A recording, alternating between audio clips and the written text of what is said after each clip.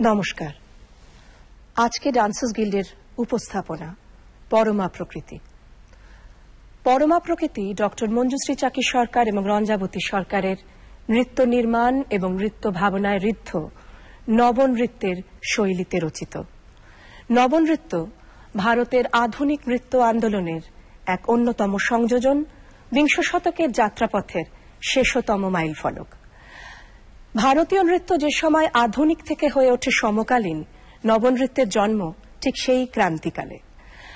বিনির্মাণ থেকে নির্মাণের কাহিনী যখন ঐতিহ্যের অচলাতায়নকে ভেঙে মন্দিরের দেবস্থানের ধ্রুপদী কলাকে কখনো নস্যাৎ কখনো পরিমার্জনা করে আর নাট্যশাস্ত্র কেন্দ্রিকতার বাইরে থেকে নতুন নাচের নতুন গল্প ডেকে আনে, নবনৃত্য সেই সময়কার কাহিনী।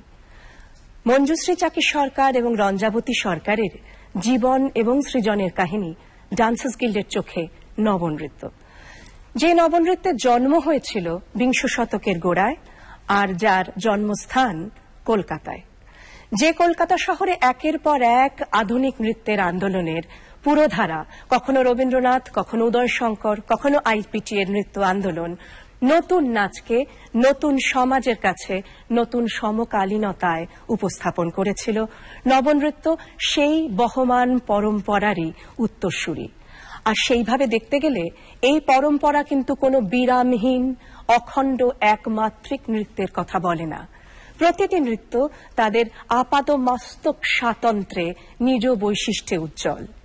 মঞ্জুশ্রীর নবনৃত্য ঠিক একইভাবে কখনো শাস্ত্রীয়, কখনো লোকায়ত, কখনো ঐতিহ্যিক, কখনো সমকালীন, কখনো প্রাচ্য, কখনো পাশ্চাত্য, এই বিপরীত রশির সমুদ্র মন্থনে বারবার অমৃতকুম্ভের সন্ধান করেছে।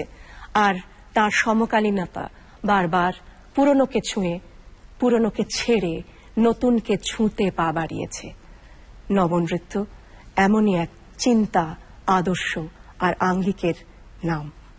দীপান্বিতা, দীপালোকিত রাত্রি, এক দীপশিখার বিমূর্ত অবয়বের রূপ ধারণ করে নারী প্রকৃতি।